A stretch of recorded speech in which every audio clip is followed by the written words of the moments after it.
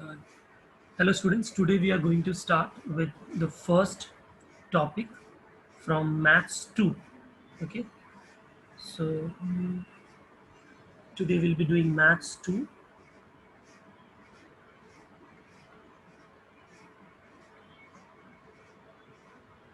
Topic 1.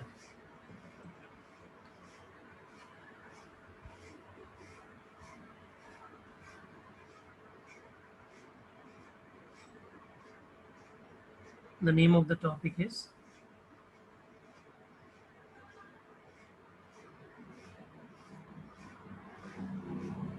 partition values.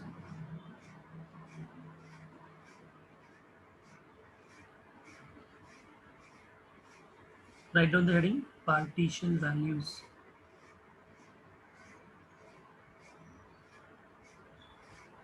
Okay,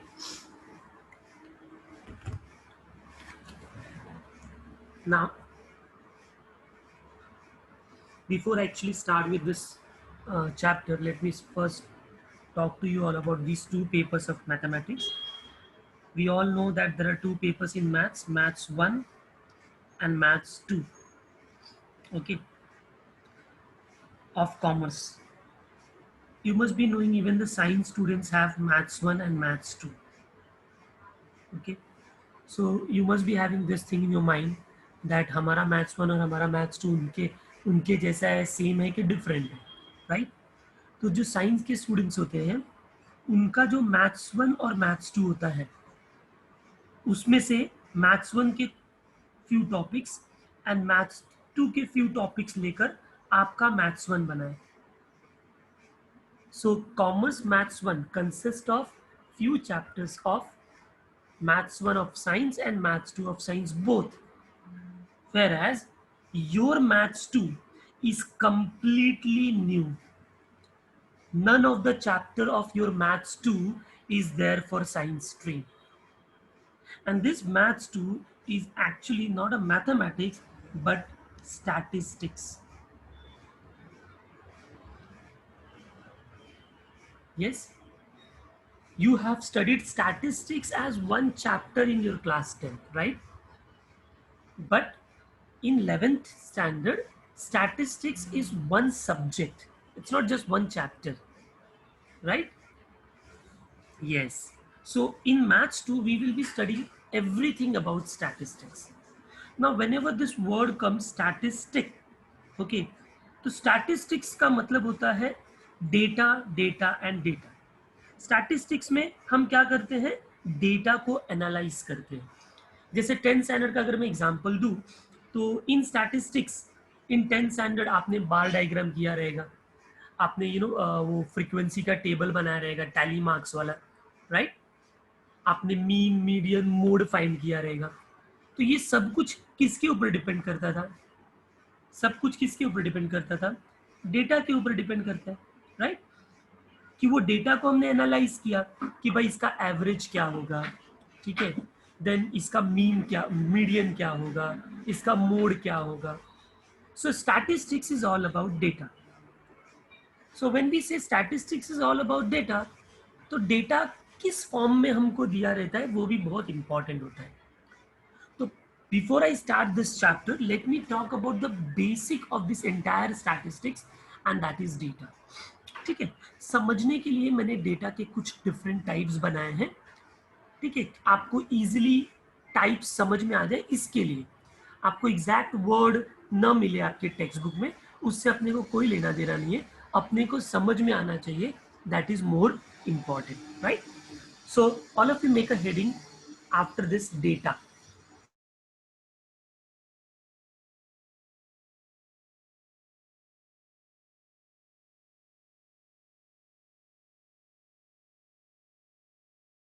okay, now basically data के दो type होते हैं. So data has two types.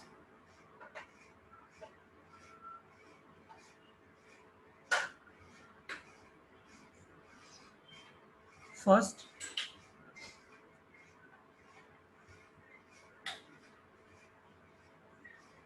ungrouped data. Ungrouped data. Second, is grouped data. Then ungroup में भी दो type होते हैं,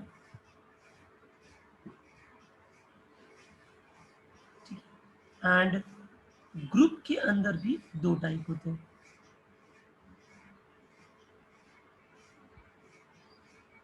यस, अभी अनग्रुप के अंदर जो दो टाइप होते हैं वो कौन कौन से हैं?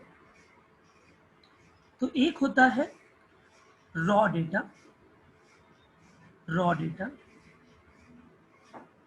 दूसरा भी रॉ डेटा ही होता है, बट मैंने उसको नाम दिया है थोड़ा सिस्टमैटिक रॉ डेटा होता है, systematic raw data. I'll explain you the difference between both of them. Just write it down. Group data में फर्स्ट होता है इंक्लूसिव ग्रुप डेटा, IN, और दूसरा होता है, मेरे पास स्पेस नहीं है, I am writing here, exclusive group data. अभी आपने जो चार्ट बनाया है उसके नीचे रॉ डेटा मतलब क्या होता है वो मैं बताने जा रहा हूं। सो raw data means when your data are given in this format like x1 comma x2 comma x3 comma x4 and so on, then the data are set to be in raw data format. For example, you have 6 papers in 11th standard. If suppose there is a unit test of 20 marks, 20 marks का unit test हुआ और मैंने पूछा कि आपको आपके unit test में कितने मार्क्स मिले हैं, आप मुझे बताते जाओ। जैसे जैसे आप मुझे यूनिट टेस्ट के मार्क्स बताओगे मैं उसको कॉमा कॉमा करके लिखते जाऊंगा। आपको 20 में से 8 आया, I write 8 comma 13 comma 14 comma 10 and like that. I will write 6 data, right? So when I write the data in that format, it is called as raw data. Am I clear to all? Yes? सबको समझ में आया raw data का मतलब क्या होता है? Data separated by commas, data separated by commas, उसको हम रॉ डेटा बोलते हैं। अभी ये तो क्या था, 6 पेपर्स का था, ठीक है, तो हमने लिख दिया। चलो अभी हम मैथ्स पढ़ रहे हैं, दूसरा एग्जांपल लेते हैं कि सपोज देयर आर 10 स्टूडेंट्स और मैंने मैथ्स का एक 20 मार्क्स का पेपर लिया है। तो अगर मुझे फाइंड आउट करना है कि डेटा लिखना है कि 20 में से इन 10 स्टूडेंट्स को क्या मिला, तो वापस से मैं लिख सकता हूँ ना, कॉमा कॉमा करके 10 डेटा लिख सकता हूँ, राइट। बट अगर मैंने बोला मुझे 100 स्टूडेंट्स का डेटा लिखना है, किसका?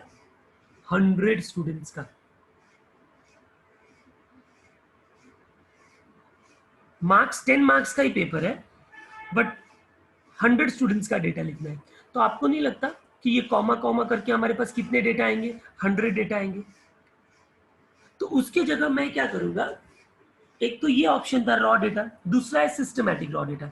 उसमें मैं क्या करूंगा, एक कॉलम बनाऊंगा, एक कॉलम बनाऊंगा एक्स का और दूसरा कॉलम बनाऊंगा एफ का। F stands for frequency.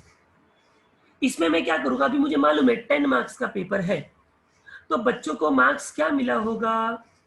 0 1 2 3 4 5 6 7 8 9 10, यही मिला रहेगा वो 100 स्टूडेंट्स को।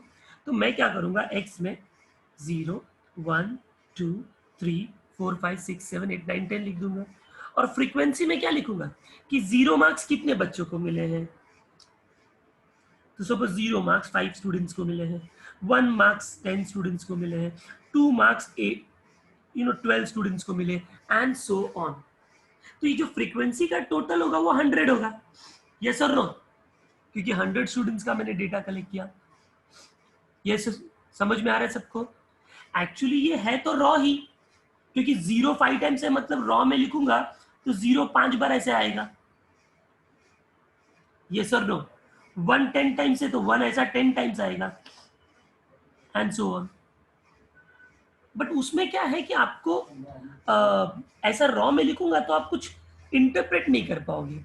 बट उसको हमने अगर इस फॉर्मेट में लिया तो थोड़ा एक सिस्टमैटिक वे लगता है, राइट? तो रॉ डेटा के नीचे जो एग्जाम्पल मैंने लिखा वो लिख दीजिए, सिस्टमैटिक रॉ डेटा के नीचे मैंने जो एग्जाम्पल एक्सएफ का लिखा ये लिख दो। तो जब कभी भी डेटा ऐसा होगा तो इसको हम रॉ डेटा बोलेंगे। इसका मीन, मीडियन, मोड या और भी बहुत कुछ सीखने वाले हैं हम, उसका फाइंड करने का मेथड अलग होता है। सिस्टमैटिक रॉ डेटा रहेगा, यानी एक्स और एफ का टेबल में होगा डेटा, उसके मेथड्स अलग होते हैं, और ग्रुप डेटा के मेथड्स अलग होते हैं। तो ये हमने देखा raw data and systematic raw data. अब नेक्स्ट आता है ग्रुप डेटा। हम सबको मालूम है ग्रुप डेटा मतलब जब कभी भी हमको क्लास इंटरवल होगा, दोनों में क्लास इंटरवल होना जरूरी है, yes, 1 to 10, 11 to 20, something like this. तो इसमें भी दो टाइप के होते हैं। आपने देखा रहेगा कि कभी कभी हमारा जो टेबल होता है वो ऐसा होता है, ये जो मैं लिखने जा रहा हूँ ये इंक्लूसिव के नीचे लिखोगे, 1 to 10, क्लास इंटरवल, डेटा ऐसा दिया होता है, क्लास इंटरवल एंड फ्रीक्वेंसी। उसमें क्लास इंटरवल लिखा रहेगा 1 to 10, 11 to 20, 21 to 30 and so on, और सामने कोई फ्रीक्वेंसी दी रही है। इस टाइप के ग्रुप डेटा को हम बोलते हैं इंक्लूसिव टाइप। क्यों इंक्लूसिव? क्योंकि 1 to 10 में 1 और 10 दोनों इंक्लूडेड है। अगर 10 ऑब्जर्वेशन आता है तो वो 1 to 10 में ही आएगा, क्योंकि अगला वाला 11 से स्टार्ट होता है। बट एक जो दूसरा टाइप होता है जो एक्सक्लूसिव होता है, मैं इस साइड लिखता हूँ, क्लास इंटरवल एंड फ्रीक्वेंसी। उसमें क्या होता है, तो जो क्लास इंटरवल होता है वो ऐसा कुछ होता है, 0 to 10, 10 to 20, have you seen like this, 20 to 30 and so on, and corresponding कुछ फ्रीक्वेंसीज भी रहती है। इसमें क्या होता है बच्चों, अगर मैंने बोला 10 वाला ऑब्जर्वेशन किस में आएगा, 0 to 10 में आएगा कि 10 to 20 में आएगा? यस, अगर कोई मार्क्स किसी बच्चे को 10 मिला है तो उसको मैं किस में लिखूंगा, 0 to 10 वाले में लिखूंगा कि 10 to 20 वाले में लिखूंगा?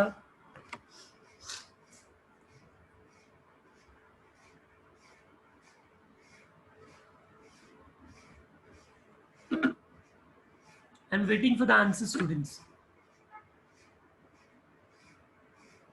यस, डेफिनेटली 10 to 20 में लिखूंगा, क्योंकि 0 to 10 में 0 to 9.9999 तक इंक्लूडेड रहता है, बट जैसे ही 10 आता है वो नेक्स्ट में चला जाता है। तो आप क्या बोल सकते हो यहाँ पर कि 0 to 10 में ये जो 10 है वो एक्सक्लूडेड है, राइट? उसमें नहीं है, वो अगले में है, इसके लिए उसको exclusive type of class interval बोलते हैं। तो ऐसे ये 4 टाइप्स हो गए, रॉ डेटा, सिस्टमैटिक, इंक्लूसिव और exclusive. Clear all of you? ये चारों टाइप के डेटा समझ में आ गया सबको? किसी को कोई डाउट है तो अभी पूछ लो, एंड आई होप आप ये सब कुछ नोट कर रहे हो। Everyone understood? You can reply me, come on.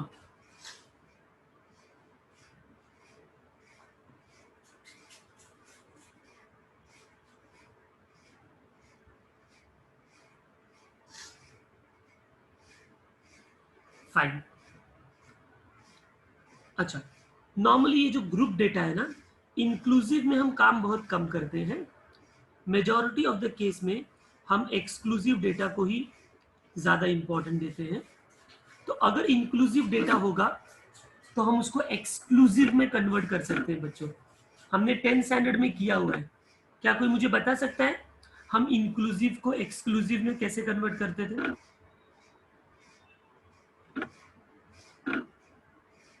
Just help me out, how to convert inclusive data, मतलब 1 to 10, 11 to 20, 20 to 30, इसको एक्सक्लूसिव में कैसे कन्वर्ट करेंगे? Come on, I am waiting for the answer.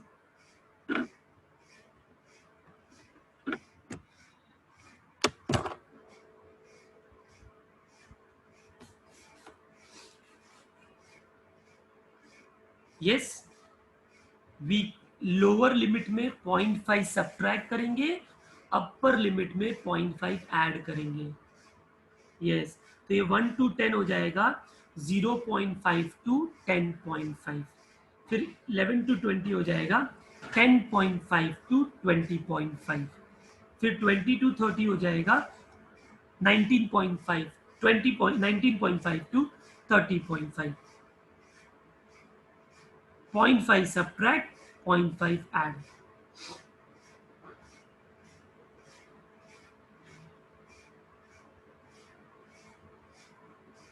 Right? So 20.5 to 30.5 हो जाएगा, 10.5 to 20.5 हो जाएगा, तो वो ऑटोमेटिकली एक्सक्लूसिव में कन्वर्ट हो जाएगा। ठीक है, सो आई होप सबको समझ में आ गया। Right, all about data.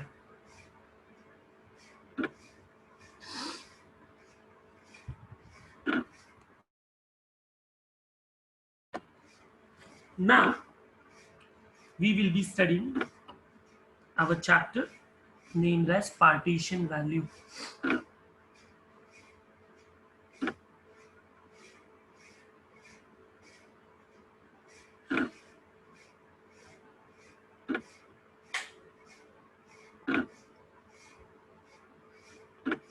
Sure. Can you first tell me what do you mean by the English word partition? Partition का मतलब क्या होता है? Come on.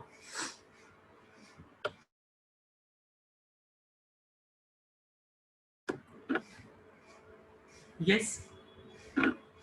Very good. Separation या separate या divide करना, that's the meaning of partition. Right? So partition values मतलब the value which divides data. Yes or no?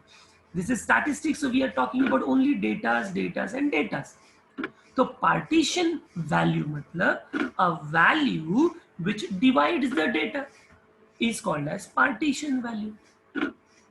Yes or no?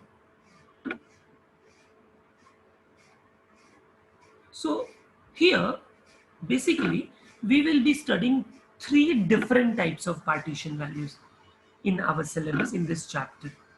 इसमें जो सबसे पहला हम लोग स्टडी करने वाले फर्स्ट पार्टीशन वैल्यू, उसको हम बोलते हैं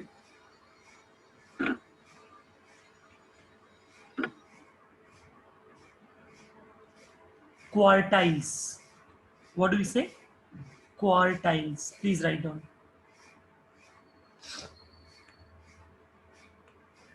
Quartiles divides the data into 4 equal parts.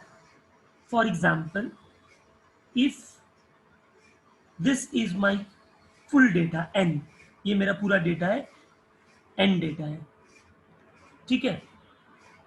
आप मुझे बोलो अगर इस n डेटा को मुझे 4 इक्वल पार्ट में डिवाइड करना है तो मैं कैसे करूंगा?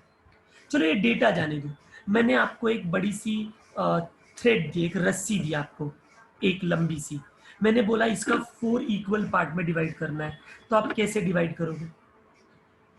कैसे डिवाइड करोगे? सोचो जरा।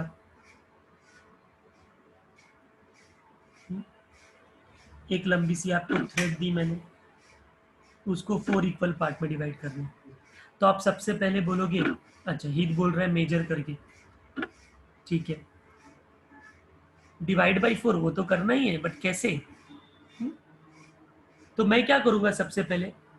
अभी मेजरमेंट रहेगा, मेजरमेंट कर सकता था तो फिर मैं कर लेता ना, नहीं है टेप एंड ऑल, तो मैं क्या करूंगा? मैं उस थ्रेड के दोनों कॉर्नर्स को ज्वाइन करूंगा, थ्रेड्स के दोनों कॉर्नर्स को ज्वाइन करूंगा, और उसका पहले मैं मिडल पोर्शन निकालूंगा। तो पहले 4 में डिवाइड करने के लिए मैं उसको 2 में डिवाइड करूंगा, क्योंकि 2 में डिवाइड करना इजी है ना, थ्रेड को फोल्ड किया, फिर ऐसा लंबा हम लोग हाथ से करेंगे तो अपने को मिल जाएगा कि मिडल पॉइंट उसका किधर है, और वहां से मैंने उसको फोल्ड करके कट कर दिया। तो यानी हमने डेटा को पहले 2 इक्वल पार्ट में डिवाइड कर दिया।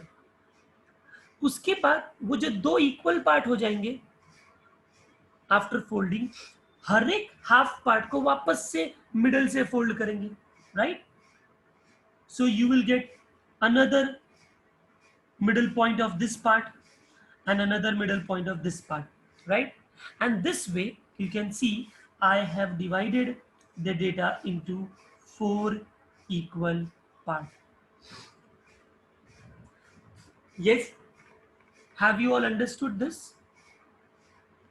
So from this explanation, it is clear that to divide a data into 4 equal parts, we need 1, 2, and 3 point. It's not that we need 4 points. We just need 3 points. 1 point which divided into 2, and then another 2 points जो उसको half half में divide करेगा, right? ये जो तीनों point हमको मिले हैं, इसको ही हम बोलते हैं क्वार्टाइल्स. बिकॉज मैंने क्या बोला, पार्टीशन वैल्यू क्या होता है? It is a value which divides, and quartiles are a special type of partition value which divides the data into 4 equal part. तो ये 3 पॉइंट्स डेटा को 4 इक्वल पार्ट में डिवाइड करते हैं, इसके लिए इनको क्वार्टाइल्स बोलते हैं. जो फर्स्ट वाला है यहां पर, उसको हम बोलते हैं Q1 फर्स्ट क्वार्टाइल. सेकेंड वाले को बोलते हैं Q2 सेकेंड क्वार्टाइल. थर्ड को बोलते हैं Q3 third quartile. Sometimes the first quartile can also be regarded as lower quartile. Third quartile can also be regarded as upper quartile. And Q2 is nothing but median which we have studied. याद करो बच्चों, already हमने एक partition value 10 में सीखा था, but हमने उस टाइम उसको नाम नहीं दिया था कि वो पार्टीशन वैल्यू है. बट मीडियन क्या करता है? डेटा को 2 इक्वल पार्ट में तो डिवाइड करता था. You remember? इसका मतलब ये जो सेकेंड क्वार्टाइल है, ये हमारा वो 10th का मीडियन ही है, right?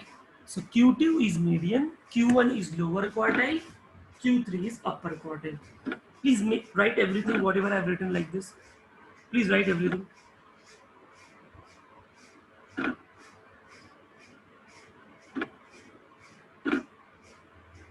And let me know if it is done.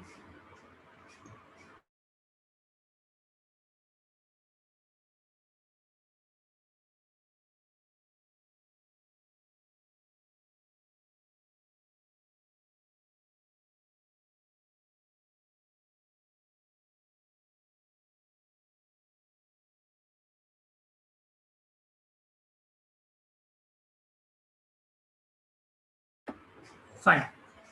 Now, for a given data, how do we find out Q1, Q2, and Q3? That we are going to learn now. So let's go to the next page now. Let me delete everything. Now you will write down heading to find Q1.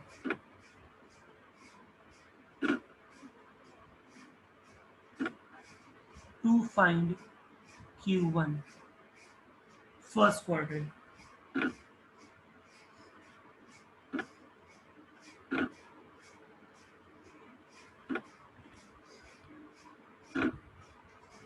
Now, whenever you are asked to find out quartiles, any quartile, Q1, Q2, Q3, any quartile, तो फिर सबसे पहला question आता है कि data किस format में दिया है, right?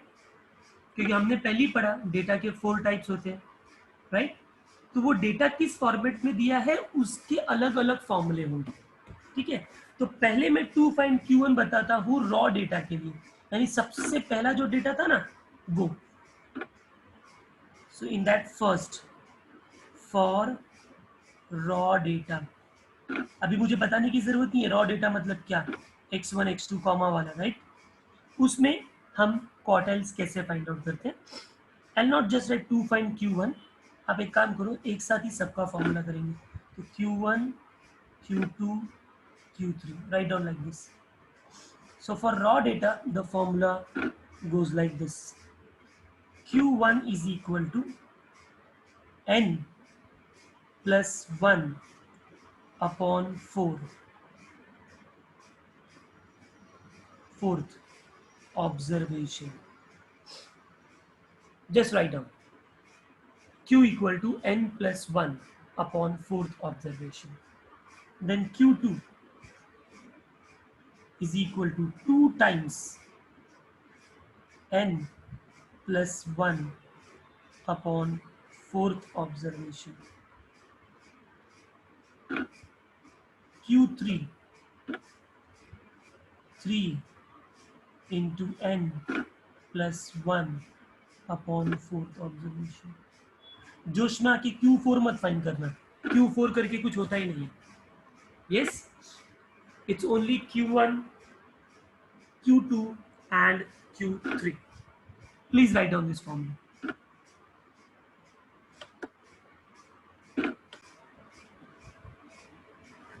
Have you all written the formula? Q1, Q2, Q3. This is for raw data.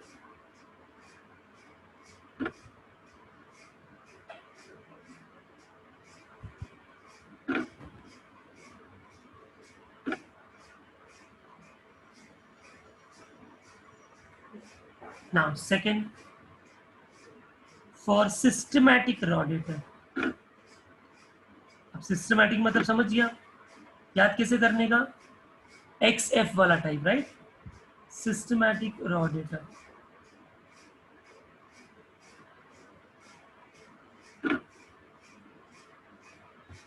XF जब डेटा रहेगा, इसमें रॉ डेटा में ओनली X होता है, X1, X2, X3.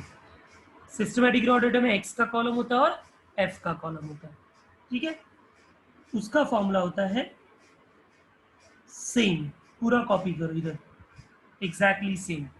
Q1, Q2, Q3, same formula. Write down. कैसे use करना है वो हम सम करेंगे तो मैं बताऊंगा. पहले अभी हम डेटा को कंप्लीट करते हैं, फॉर्मूला कंप्लीट करते हैं. Please write down.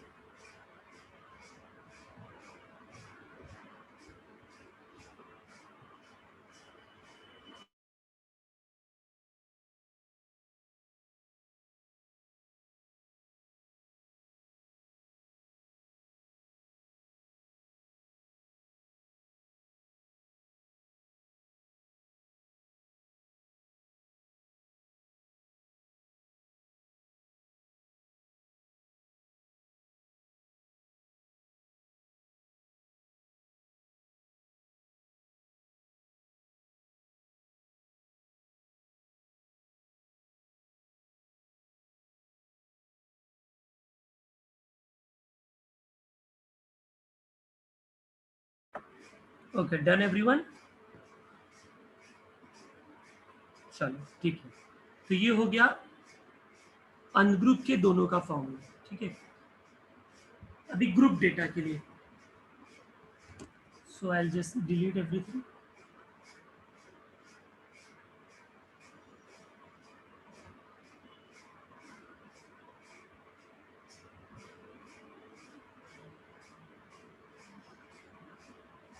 अब देखो, ग्रुप में दो टाइप है, इंक्लूसिव और एक्सक्लूसिव. बट जैसे मैंने बोला ना, इंक्लूसिव में हम नहीं करते, इंक्लूसिव को हम एक्सक्लूसिव में कन्वर्ट करते.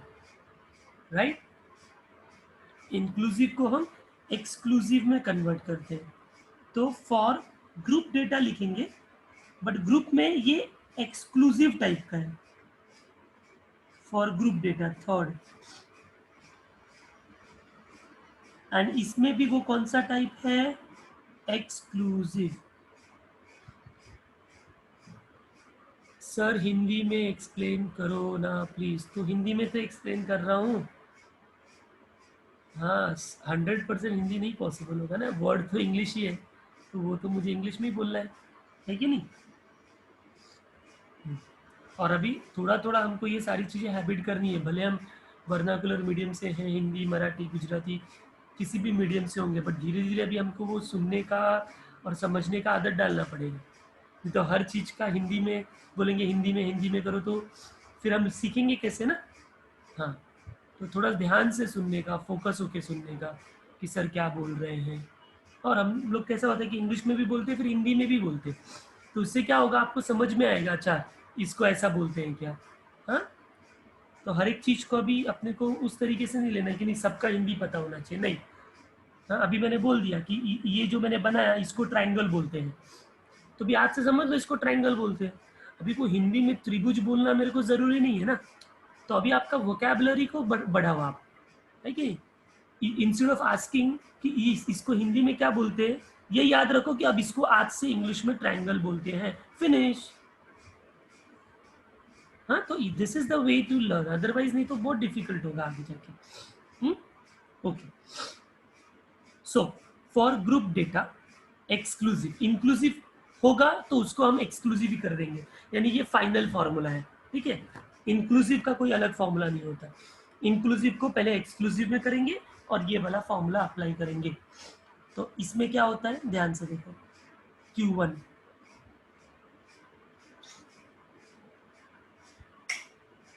Q1 इक्वल टू होता है L plus N/4 minus CF into H/F। Q2 L plus 2N/4 minus CF into H/F। Q3 L plus 3N/4 minus CF into H/F। याद करने के लिए भी इजी है, फॉर्मूले में क्या चेंज हो रहा है, कहाँ पर चेंज हो रहा है, वो आप सबको समझता होगा। Q1 में 1n है, Q2 में 2n है और Q3 में 3n है, ठीक है। इसको लिख लो।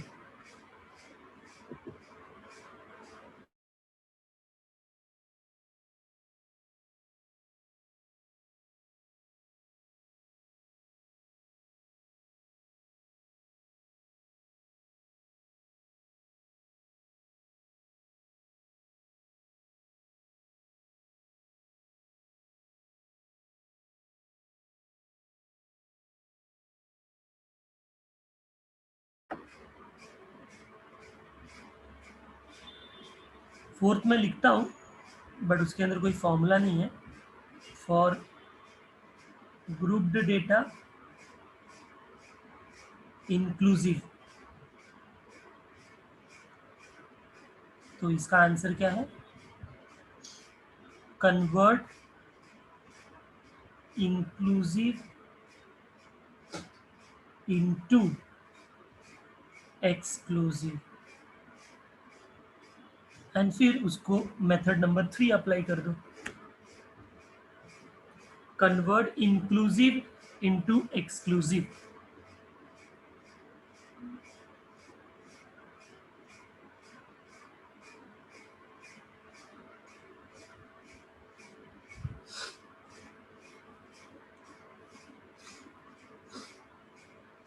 Done.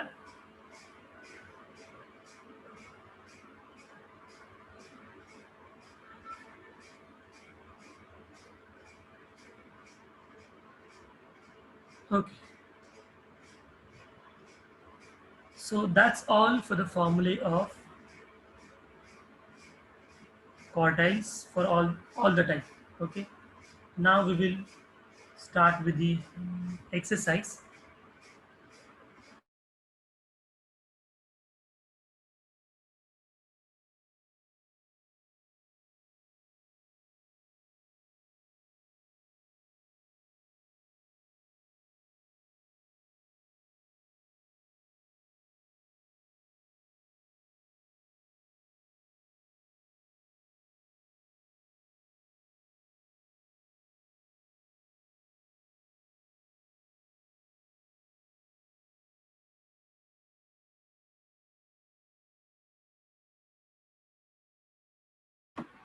Yes, students, this is your first exercise of partition values. Let us start questions one by one. Okay.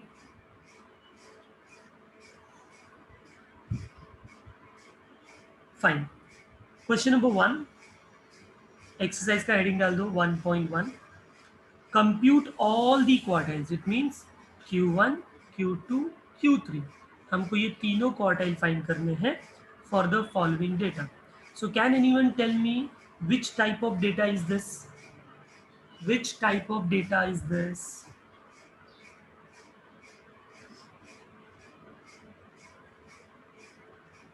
हीत पटेल रॉन्ग. एक्सक्लूसिव कहां से आ गया भाई exclusive? It's a simple raw data, first type. 4 types के डेटा थे, first वाला है ये. हाँ ठीक है. अभी इसको कैसे सॉल्व करेंगे? तो सबसे पहले हमको डेटा को, जब भी हम क्वार्टाइल्स फाइंड करेंगे, हमको डेटा को पहले अरेंज करना पड़ता है. Arranging the data.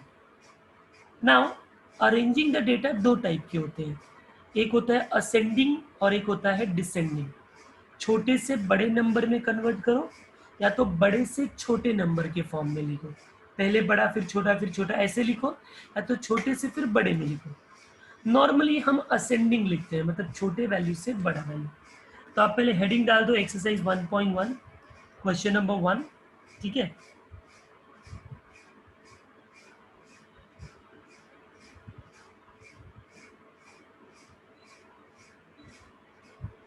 And then question number 1 में सोल्यूशन में सबसे पहले लिखोगे arranging the data. Arrangement of data लिखोगे तो अरेंजमेंट ऑफ डेटा.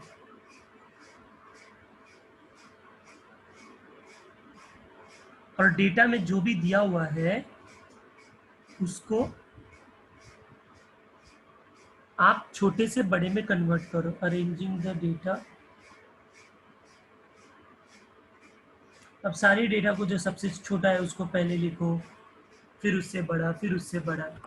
चलो लिखो, फिर मैं आपको एक्सप्लेन करता हूँ आगे कैसे करना है. तो आई थिंक सबसे छोटा कौन सा है? 10.5, राइट. स्टार्ट करो लिखना.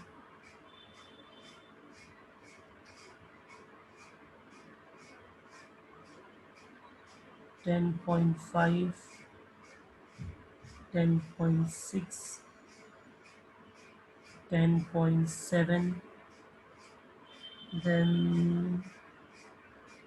11.1, 11.5, 11.8, फिर 11 ख़त्म हो गया, फिर अभी 12. सो 12 में दिस ओनली वन टर्म 12. अच्छा 10.9 भी है क्या? अरे हाँ. सो 10.7 के बाद 10.9 भी एक वर्ड है. ठीक है. 12 हो गया. 12 के बाद 13, फिर 13.5, देन 14, 12.6 भी है. इधर है 12.6. यस, 12.6 भी है डेटा. 14 है एंड 14.5, 14.9, देन 14 के बाद I think there's only one 16. Please check.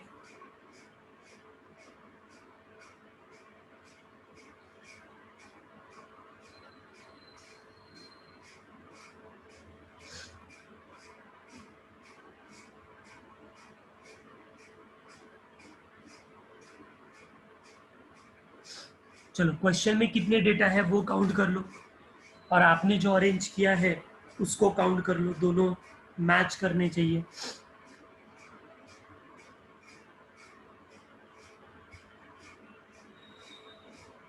Total 15 data है. आपने भी जो लिखा है वो भी 15 होना चाहिए. तो ये हो गया अरेंजिंग द डेटा. उसके बाद आप लिखोगे कितने डेटा है n. तो उसके नीचे लिखोगे n इक्वल टू 15.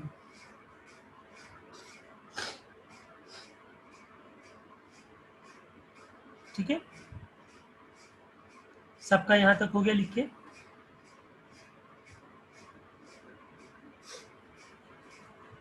ओके, अब हमको क्वार्टाइल्स फाइंड करना है। So let me just partition कर देता हूँ। अभी ये रॉ डेटा है, तो फर्स्ट फॉर्मूला क्वार्टाइल का क्या था वो हम लिखेंगे। Q1 का फॉर्मूला लिखो। So Q1 is equal to n plus 1 upon fourth observation. ठीक है, अब इसमें हम n की जगह जो n का वैल्यू है वो पुट करेंगे। n का वैल्यू क्या है? 15। सो 15 plus 1 upon fourth observation. 15 plus 1 होता है 16। 16 अपॉन फोर्थ ऑब्जर्वेशन, और 16 divide by 4 is fourth observation. बहुत सारे बच्चे ना ये ऑब्जर्वेशन ऑब्जर्वेशन नहीं लिखते, राइट? अब जैसे आर्यन ने आंसर दिया n इक्वल टू 4, रॉन्ग है आर्यन। n इक्वल टू 4 किधर आया?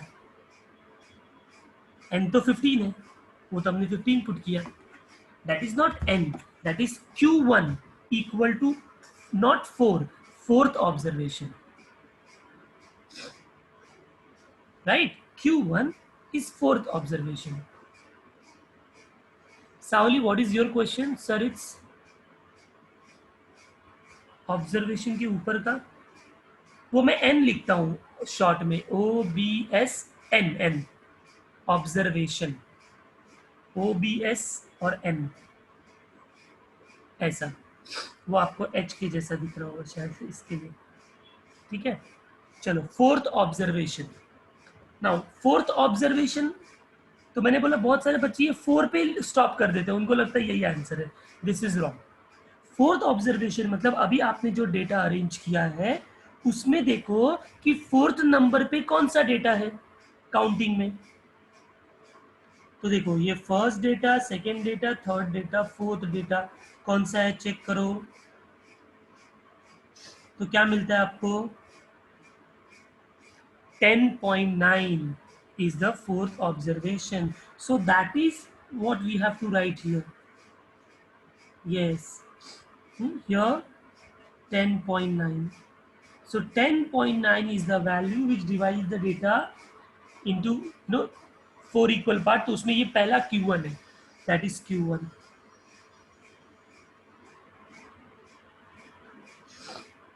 Have you all understood this Q1?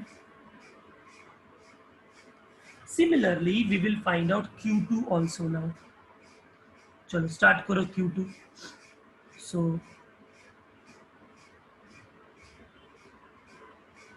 Q2 equal to 2 into n plus 1 upon fourth observation.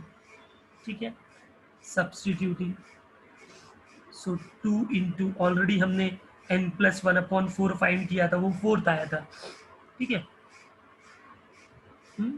Sneha 12 is wrong.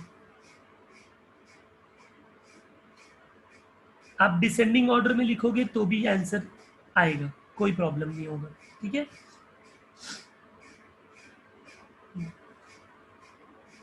so it will be 2 into 15 plus 1 upon fourth observation.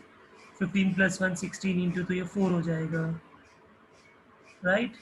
Observation, so it is going to be 8th observation.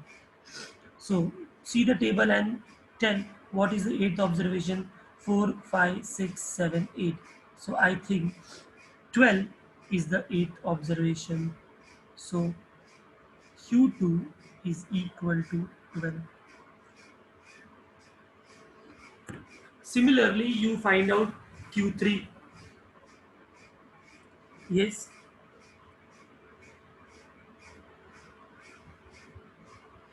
Q3 3 into 4 हो जाएगा, यानी 12th observation हो जाएगा।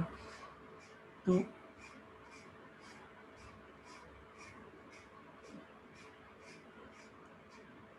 Please find out, 14 must be the answer.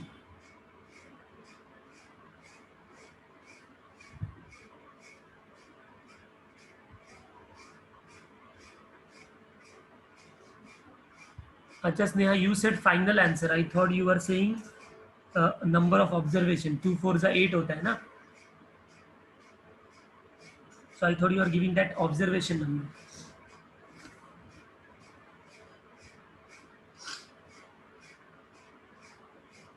Have you all completed Q1, Q2, Q3? Please complete this. 12th observation. And what is the 12th observation? It's 14. So Q3 equal to 14 is the final answer. I'm not solving the last part, assuming that you all will solve it.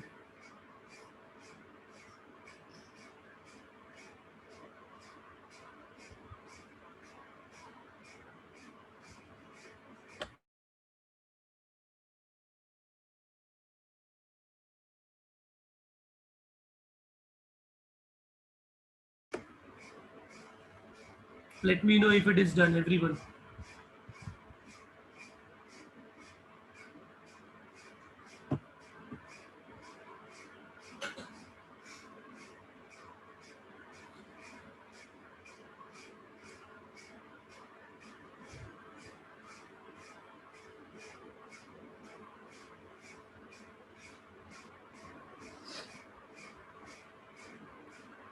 Yes, so that's the first question,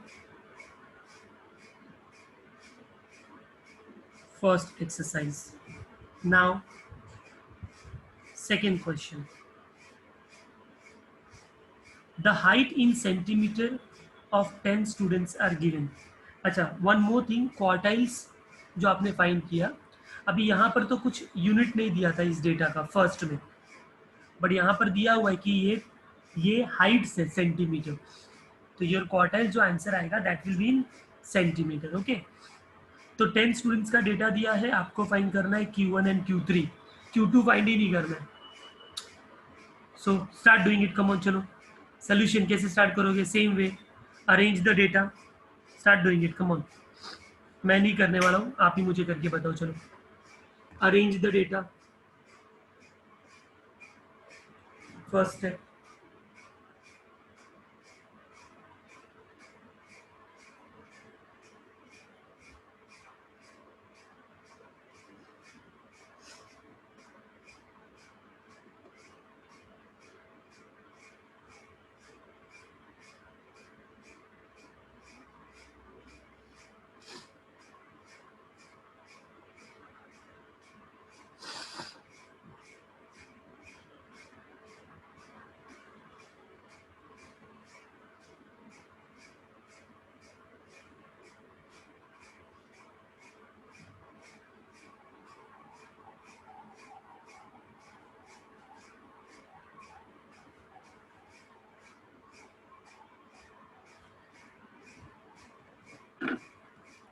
okay, so I'm assuming that you have arranged the data. After arranging the data, we write n, which is given to be 10.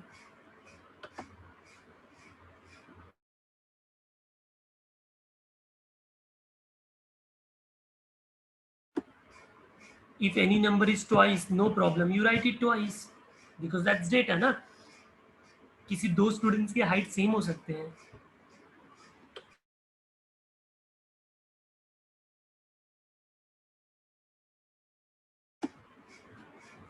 Okay, now Q1.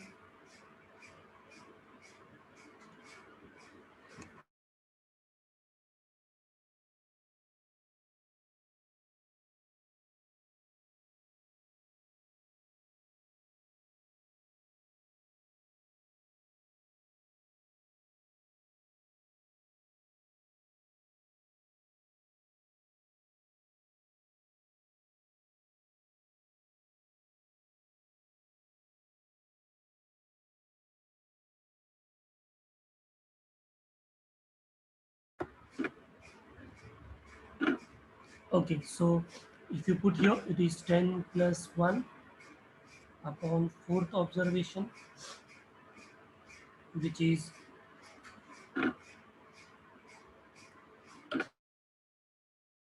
11 by fourth observation. Find it in a decimal, divide and tell me.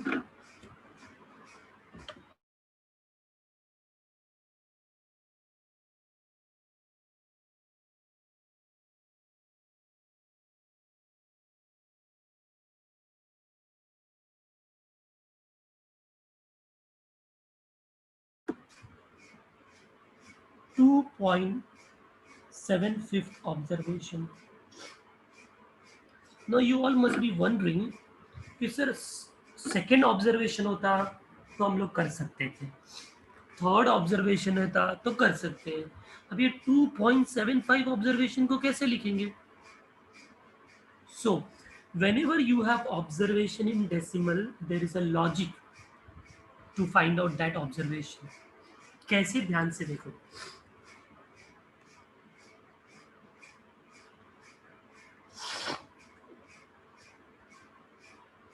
आपको 2.75 observation find करना है।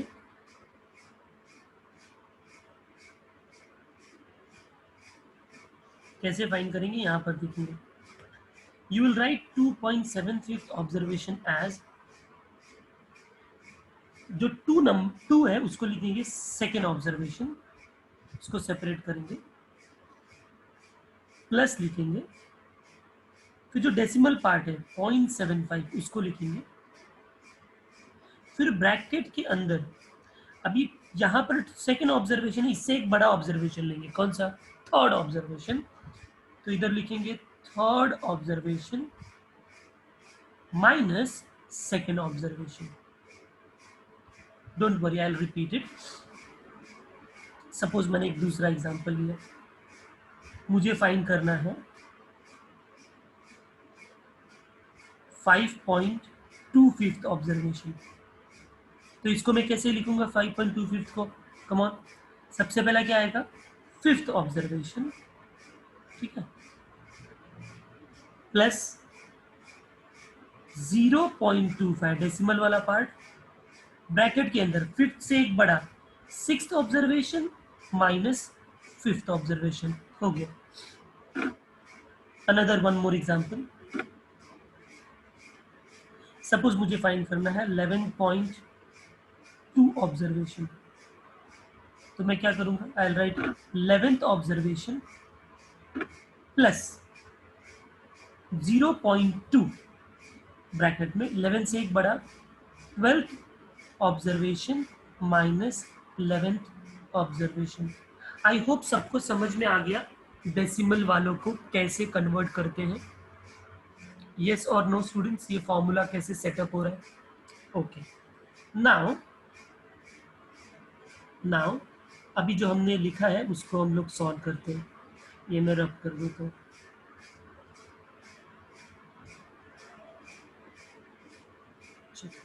अभी यहाँ पर second observation क्या है? चलो बताओ, मैंने तो अरेंज नहीं किया है डेटा को, आप बताओ सेकेंड ऑब्जर्वेशन क्या है? टेल मी सेकेंड ऑब्जर्वेशन बच्चों। 171, ओके, तो मैंने सेकेंड ऑब्जर्वेशन की जगह 171 लिख दिया, प्लस 0.75 इंटू थर्ड ऑब्जर्वेशन क्या है? 148 है थर्ड ऑब्जर्वेशन, 145। यश आप क्या बोल रहे हो? 148?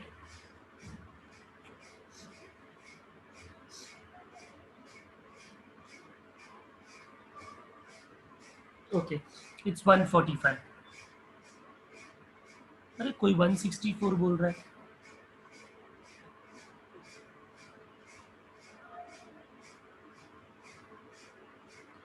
अच्छा, मैंने बोला ना एक ही ऑर्डर आप सब लोग फॉलो करो, एक ही ऑर्डर फॉलो करो, छोटे से बड़ा, that is more easy to write, ठीक है? तो जिसने भी छोटे से बड़े नंबर में कन्वर्ट किया है वो बताओ सेकेंड ऑब्जर्वेशन क्या है और थर्ड ऑब्जर्वेशन क्या है, असेंडिंग ऑर्डर में जिसने कन्वर्ट किया है। तो 148 एंड 151 ऐसा ही है क्या? यस। हाँ, जिसने डिसेंडिंग में किया रहेगा उसको थोड़ा डिफरेंट मिलेगा, कोई प्रॉब्लम नहीं है, दैट इज ऑल्सो राइट। तो हाँ, आई विल राइट हियर, ये 148 है, third observation 151 minus 148 second observation, इसको सॉल्व करेंगे तो ये 148 तो ऐसा ही रहेगा, ये 0.75 ऐसा ही रहेगा, into 151 minus 148 is 3, You will multiply this with 0.75. So 3 5s are 15, 1 carry, 3 7s are 21, 22, 2 carry. So ये 2.25 हो जाएगा और इसको ऐड करेंगे हम तो ये 150.25 हो जाएगा and this is the final answer for Q1. Q1. Please complete this. 150.25, right?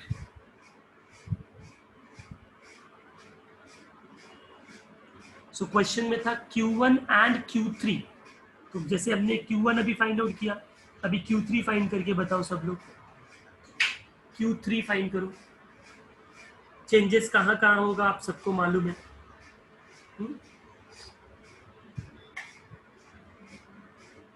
मैं इसी क्वेश्चन में सॉल्व करता हूँ, आप लोग वापस से अलग से लिखोगे. तो लेट मी जस्ट रब समथिंग. Q3 फॉर्मूले में इधर 3 आएगा, ये इंटू 3 होगा, इंटू 3 इंटू 3, राइट. सो ये तो कंप्लीटली चेंज हो जाएगा.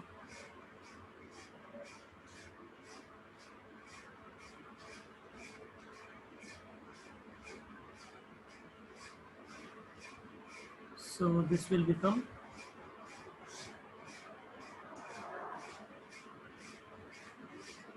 3 5s are 15, 1 carry, 3 7s are 21, 22, 2 carry, 3 2s are 6 plus 2 8. It will be 8.25th observation. Check if I'm not wrong. And then this can be written as 8th observation plus 0.25, 9th observation minus 8th observation. Ascending में जिसने arrange किया है, please tell me what is your 8th and 9th observation.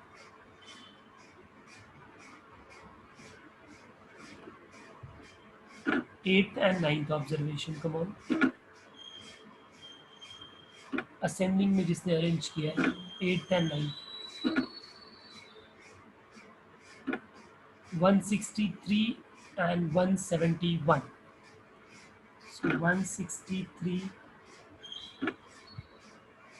9th is 171,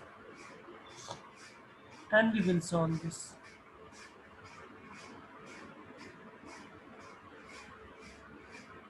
So it is 8.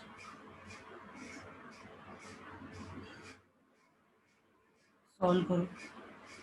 25 into 8 हमको मालूम है 200, तो वो 2 हो जाएगा क्योंकि 2 डिजिट पे डेसिमल लगेगा ना. So 165 is the final answer for Q3. 165.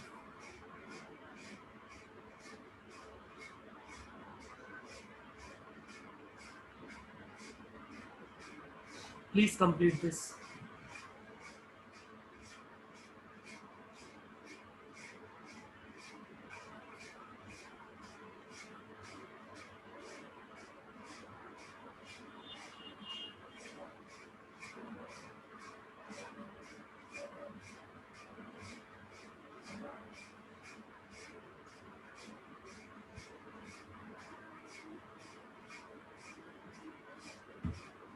Let me know if it is done, students.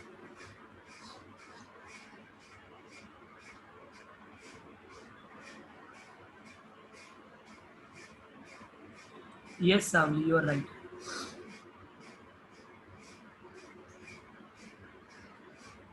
देखो when you take ascending और descending ना डिफरेंस क्या होगा, आपको जो Q1 मिला है ascending में वो आपका Q3 होगा और जो आपको Q3 मिला है वो आपका Q1 होगा. That's all. It's absolutely fine, no problem. Q1 and Q3 will interchange. Q2 तो obviously it will be same. Descending ascending में बस यही डिफरेंस आएगा, but keep a habit of doing it in ascending order, एक ही order follow करो तो problem नहीं।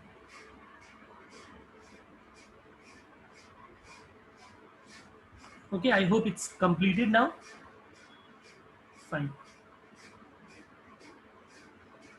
So like this, we have question number 3 also, that is homework. Question number 3 homework. अच्छा, last में वो सेंटीमीटर लिखना है, Q1 Q2 Q3 जो आपको फाइनल आंसर आया है सेकेंड का, बिकॉज इट्स हाइट, राइट? तो question number 3 will be homework. Now question number 4. Question number 4. What is the question? Let's read this.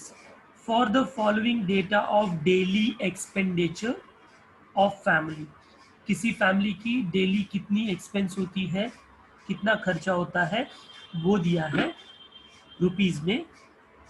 Compute the expenditure. अच्छा, और नीचे फैमिली दिया है कि भाई 350 रुपीज किसका एवरीडे खर्चा होता है, तो ऐसे 16 फैमिली है. 450 रुपीज एक्सपेंस किसका होता है, 19 फैमिली है. ऐसे करके कुछ डेटा दिया गया है.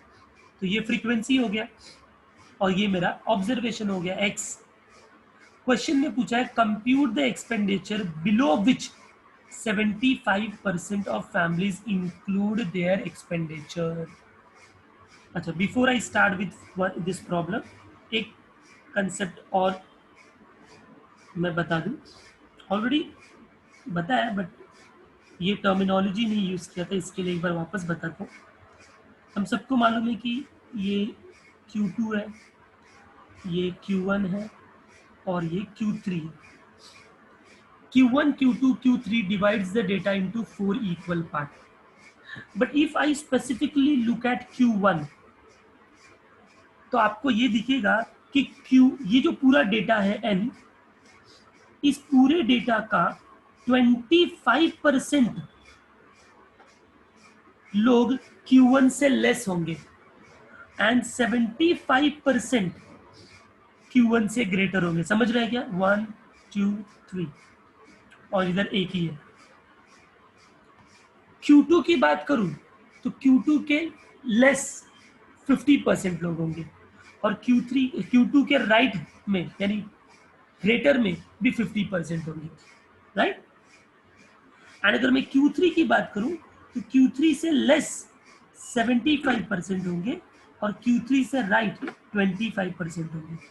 तो कभी कभी ना क्वेश्चन में आपको डायरेक्टली नहीं बोलेगा Q1 फाइंड करो, Q2 फाइंड करो या Q3 फाइंड करो.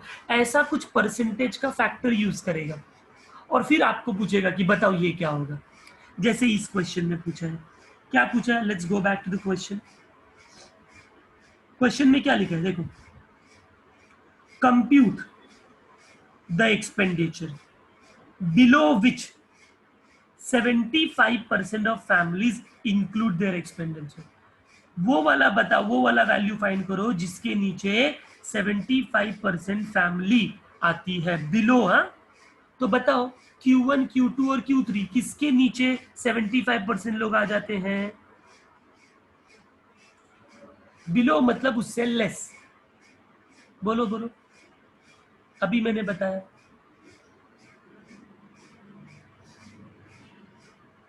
Obviously it's Q3, right? Q3 एकदम लास्ट वाला है तो उसके लेफ्ट में पूरे डेटा का 75% होता है और राइट में तो बस 25% बच जाता है. Q2 में 50-50% होता है. Q1 में लेफ्ट में यानी बिलो 25% होता है और अबव 75% होता है. तो इससे ये समझ में आ गया कि इस क्वेश्चन में हमको बस क्या फाइंड करना है? Q3 फाइंड करना है, दैट्स ऑल. ये जो बोला है 75% इंक्लूड बिलो, इसका मतलब क्या होता है? Q3. सबको ये क्लियर है? Q3 क्यों फाइंड करना है?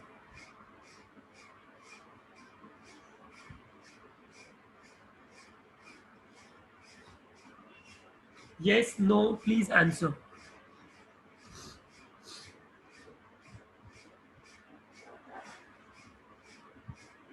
Okay. So now, अच्छा रिपीट. मैंने जैसे अभी एक टेबल बना के वापस से बताता हूँ आपको. हम लोगों ने क्या देखा कि हमारे पास जो डेटा हुआ है वो डेटा को हम लोगों ने 4 पार्ट्स में डिवाइड किया। तो एक Q2 था, इधर Q1 था और इधर Q3 था। तो अगर मैं आपसे पूछूं कि ये जो Q1 है ये Q1 से लेस कितने डेटा होंगे? 25%। और Q1 से ग्रेटर कितने डेटा होंगे?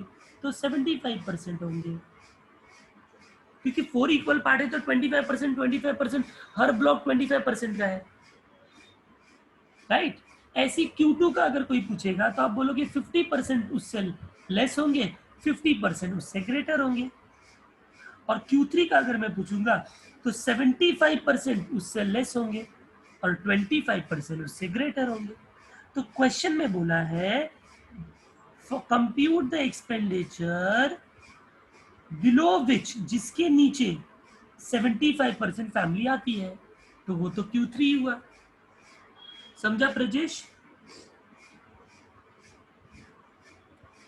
ओके, नाउ अब ये कौन सा टाइप का डेटा है? चलो Q3 फाइंड करना है वो तो समझ गया। अब ये बताओ ये कौन से टाइप का डेटा लग रहा है बच्चों? अभी जो हमने 3 प्रॉब्लम्स किया ये वो टाइप का डेटा है कि ये किसी और टाइप का डेटा है?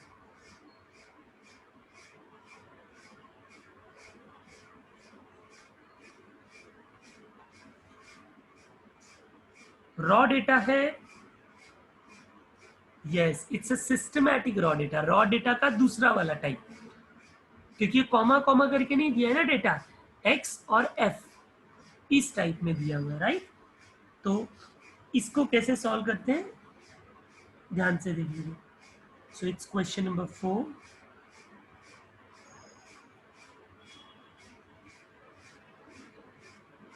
सबसे पहले सोल्यूशन के अंदर आप x का कॉलम बनाओगे, दैट इज ऑब्जर्वेशन एक्स आई। उसके बाद आप एफ आई बनाओगे, दैट इज फ्रीक्वेंसी। और उसके बाद और एक कॉलम बनाओगे C F, cumulative frequency.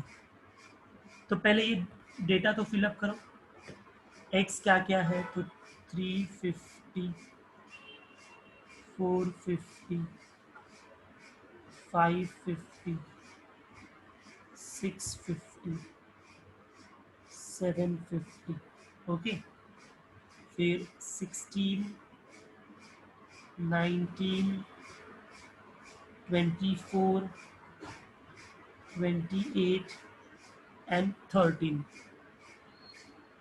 Cumulative frequency कैसे फाइंड करते हैं स्टूडेंट्स? ध्यान से देखो, जो फ्रीक्वेंसी होता है पहला वाला फ्रीक्वेंसी सेम लिखते हैं 16। उसके बाद हम करते हैं 16 प्लस नेक्स्ट 19, दैट इज 35। फिर 35 plus 24, that is 59। Next 59 plus yes less than वाला 28, दैट इज 87। फिर 87 प्लस 13 इज इक्वल टू 100।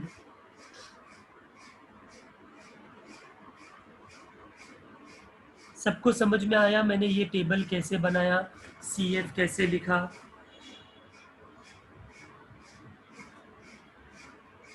ठीक है। हाँ, अभी यहाँ पर n क्या होता है बच्चों? तो n होता है टोटल नंबर ऑफ ऑब्जर्वेशंस। तो इसमें आपका जो f का टोटल आता है उसको ही हम बोलते हैं n। f का टोटल को याद है, हम ऐसा लिखते थे समेशन एफ आई, राइट। वही अपना n होता है। तो वो हमने ऐड करेंगे तो वो 100 आएगा। ये 100 और ये 100 दोनों मैच करने चाहिए, ठीक है। सो आपका n हो गया 100। What next now? चलो हमको फाइंड करना है Q3। So will write down the formula for Q3। क्योंकि सिस्टमैटिक रॉ डेटा के लिए भी, सिस्टमैटिकली रॉ डेटा के लिए भी जो Q3 का फॉर्मूला होता है वो तो सेम होता है, 3 into n+1 upon fourth observation, right? Savli is saying 57 + 28, but 57 किधर है सावली? वो 59 है ना, 59 + 28 है। देखो जरा उसके पहले के सारे डेटा चेक करो ना ऊपर से।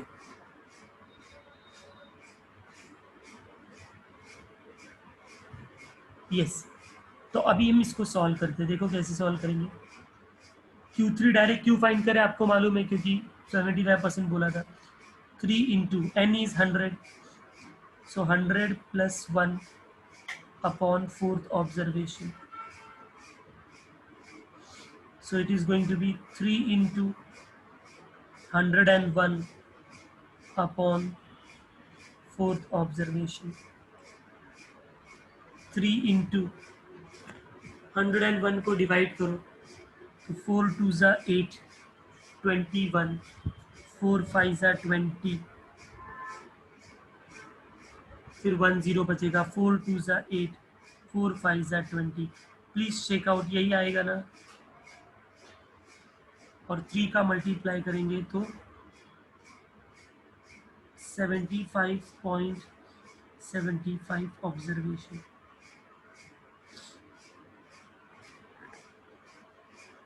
क्लियर है सबको यहाँ तक?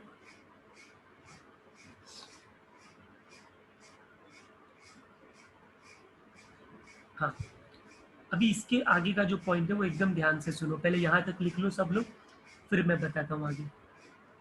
Complete up to this.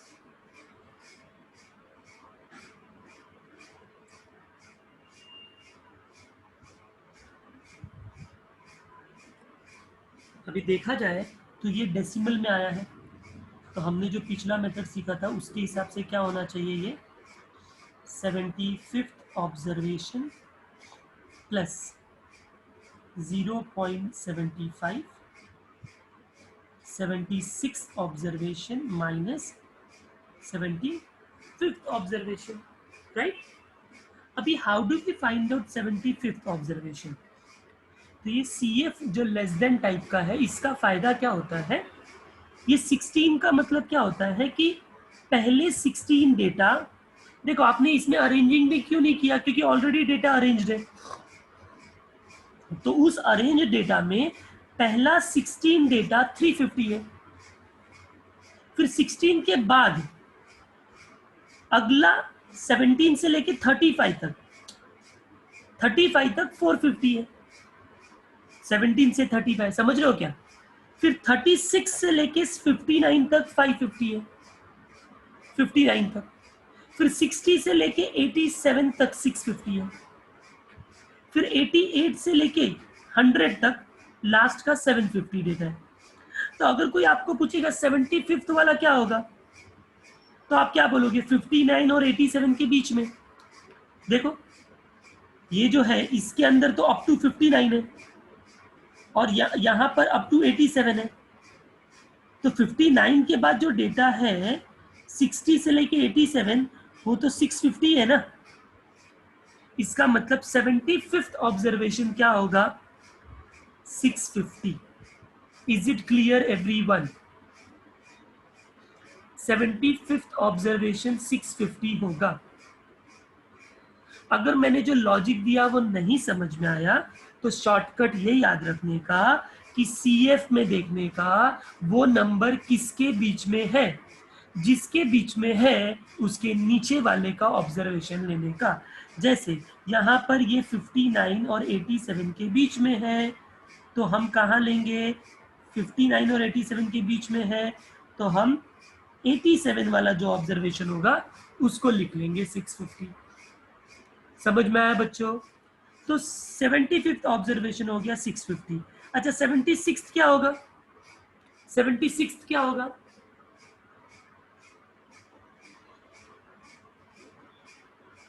76th observation क्या होगा? आप बोलोगे सर वो भी 650। तो आपको नहीं लगता 76 650, 75th भी 650, तो 650 माइनस 650 क्या होगा? 0। 0 into anything will be 0, yes और नो।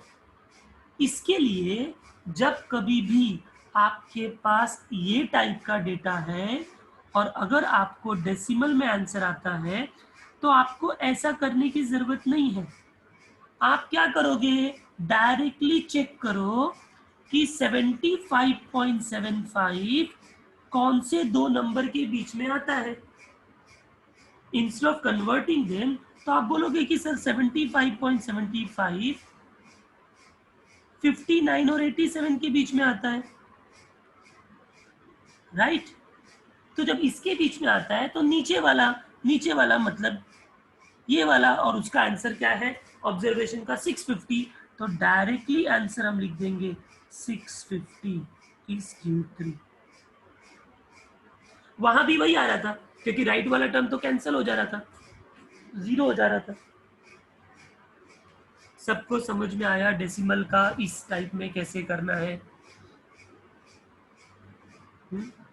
आई रिपीट वंस अगेन, डायरेक्ट में शॉर्टकट बता रहा हूँ आपको। डेसिमल में आया 75.75 ऑब्जर्वेशन, आपको बस क्या करना है, इस नंबर को CF में ढूंढना है, किस दो नंबर के बीच में ये नंबर आता है।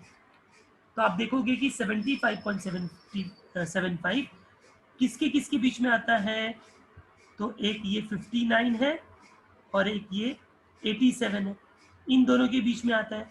जिस दो के बीच में आएगा नीचे वाले का x लिखने का आंसर। तो नीचे वाले का x क्या है, नीचे वाले का x क्या है 650, तो 650 आंसर हो गया। समझा यश?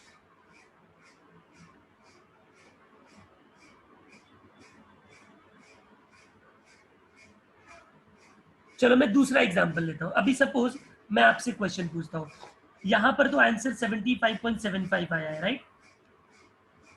ये आपने को आया ना 75.75।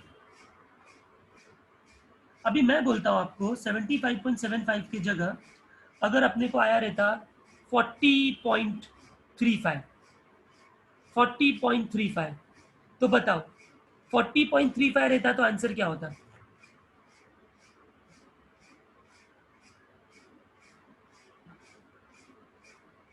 40.35, तो आंसर क्या होता बच्चों? तो आप देखते हैं ना 40.35 किसके किसके बीच में आएगा, तो आप बोलोगे सर 35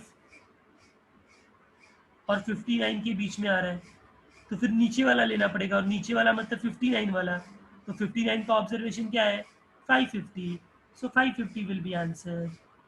सबको समझ में आया? यस। कंप्लीट कर लो इसको, हो गया सबका कंप्लीट ये, गुड। तो Q3 आ गया। अभी हमारा जो फाइनल आंसर होगा वो वर्ड में लिखना पड़ेगा क्योंकि क्वेश्चन में ऐसा Q3 नहीं बोला था ना, तो आप ऐसा लिखोगे, फाइनल आंसर लिखो देयरफॉर, देयरफॉर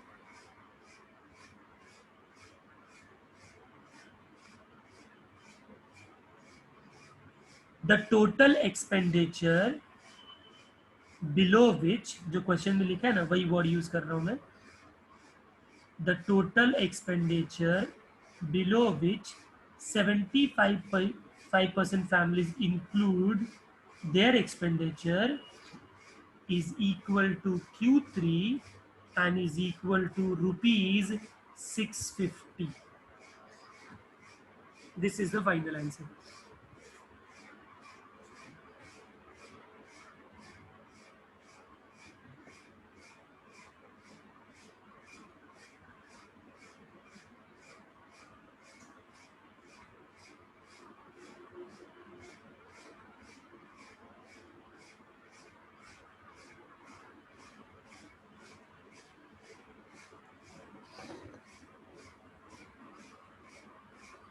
डन बच्चों?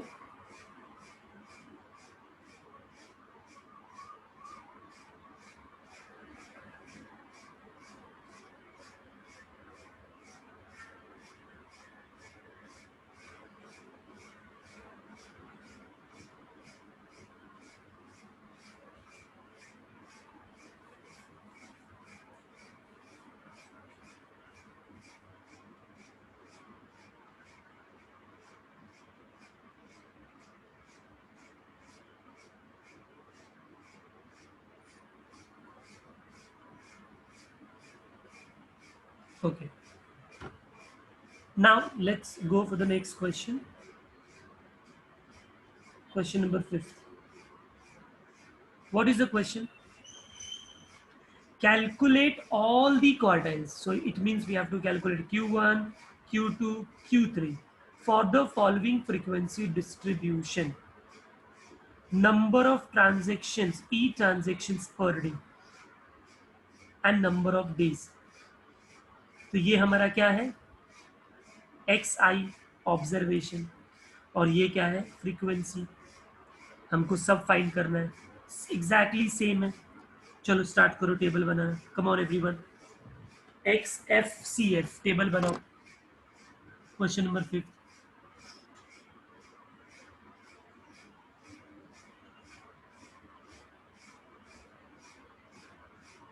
Solution XI FI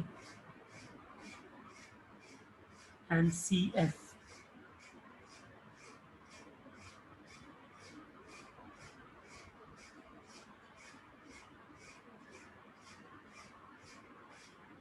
So 0, 1, 2, 3, 4, 5, 6, 7. Right. थोड़ा मैं स्पेस कम लेता हूँ, नहीं तो टोटल नहीं लिख पाऊंगा ना.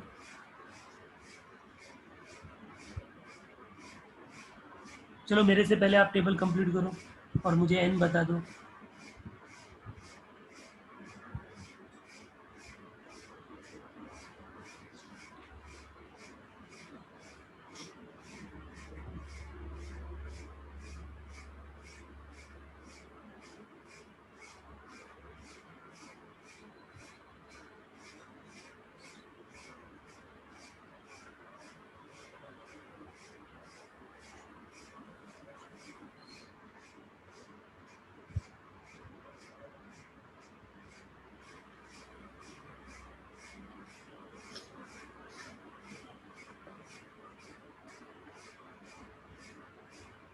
Someone had given me Harsh n equal to 300.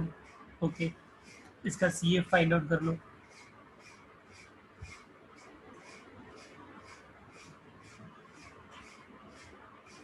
So first is 10.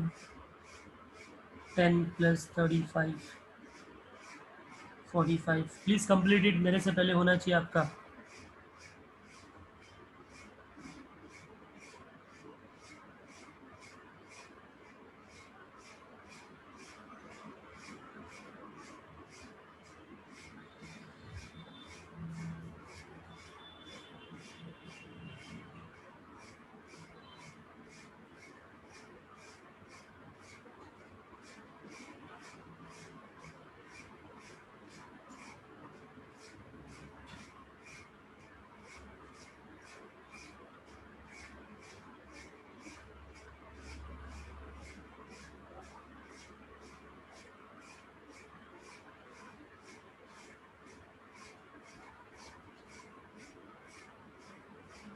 That should tally the total 300.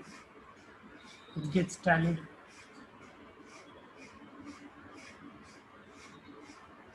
तो ये हो गया हमारा table. Third is wrong.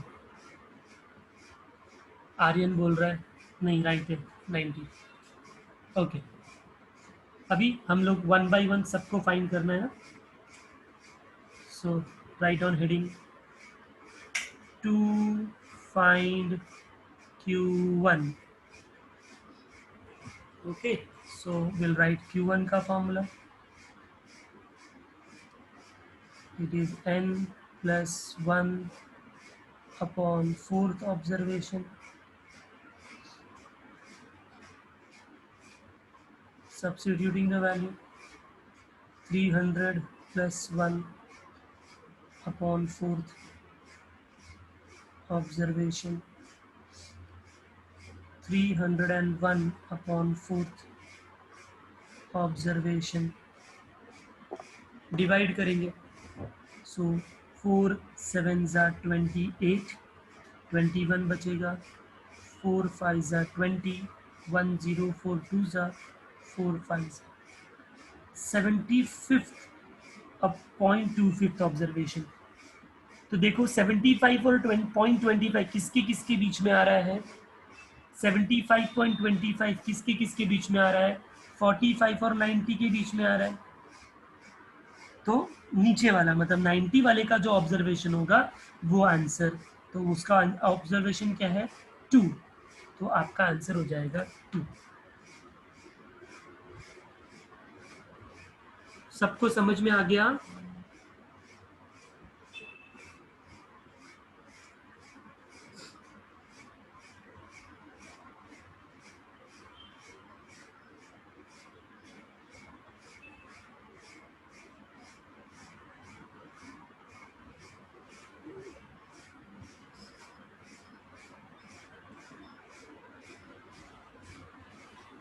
Okay, ऐसी Q2 और Q3 भी फाइंड करो। चलो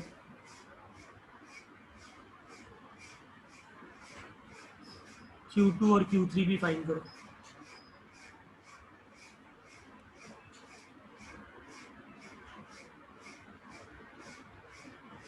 Q1 हो गया तो मैं रफ कर दूं क्या? Q1 रफ करूं? ओके,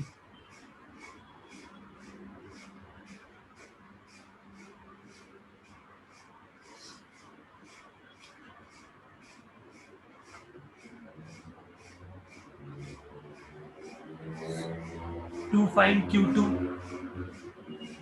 ओके, सो Q2 का फॉर्मूला में यहाँ पर 2 आ जाएगा।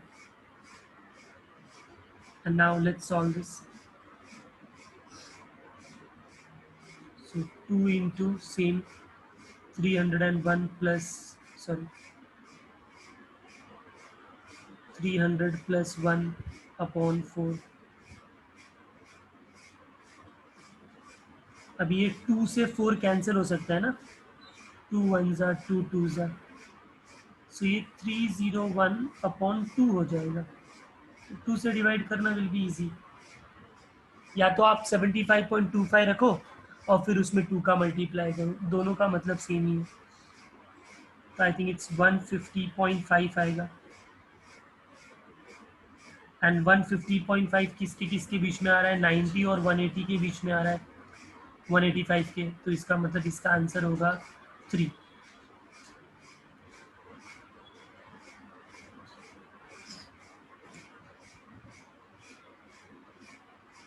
चलो ऐसे ही Q3 फाइंड कर लो और मुझे आंसर बता दो डायरेक्टली Q3 का।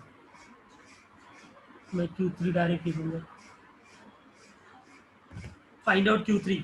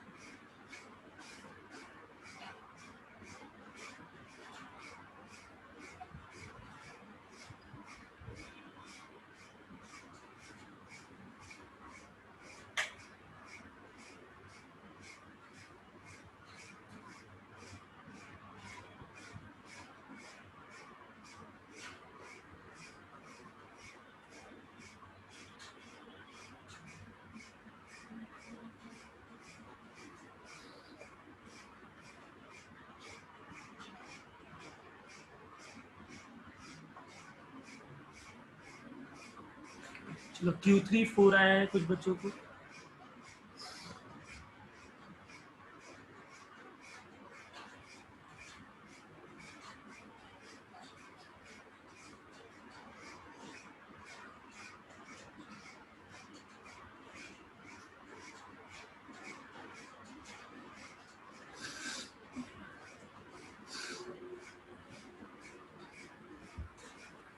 I hope everyone have understood this entire concept of these two methods, raw data and systematic raw data।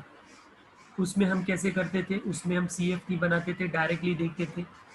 Decimal आता था तो क्या करते थे वो भी देखा हमने। इसमें तो डेसिमल आने दो या कुछ भी आने दो, हम डायरेक्टली आंसर लिखते थे, राइट? सो आई रब everything.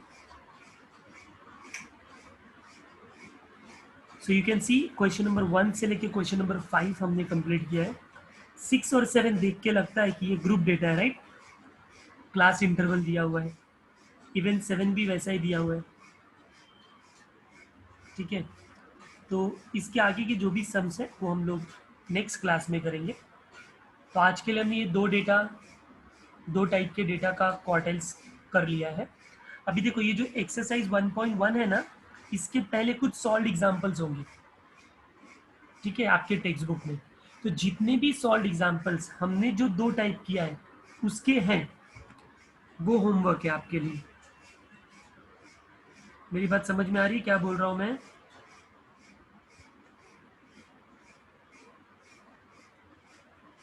Wait, I tell you the number of solve examples, उसका नेम बता देता हूँ। देखो जैसे आपको सॉल्व करना है सॉल्व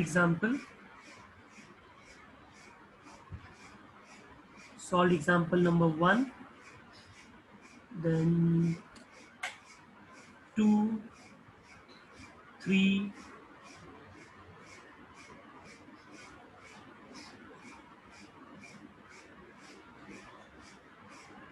दैट्स ऑल, बिकॉज बाकी सब तो ग्रुप है। So these 3 questions are homework, और इसमें से मैंने थर्ड क्वेश्चन होमवर्क दिया था, ठीक है। तो टोटल 4 क्वेश्चंस होमवर्क। बाकी जो आज हमने सम्स किए हैं उसको भी आप रिपीट कर सकते हो प्रैक्टिस के लिए, right? Okay students, so thank you very much. Next lecture में इसके आगे का करेंगे हम लोग, ओके? चलो बाय बाय, टेक केयर।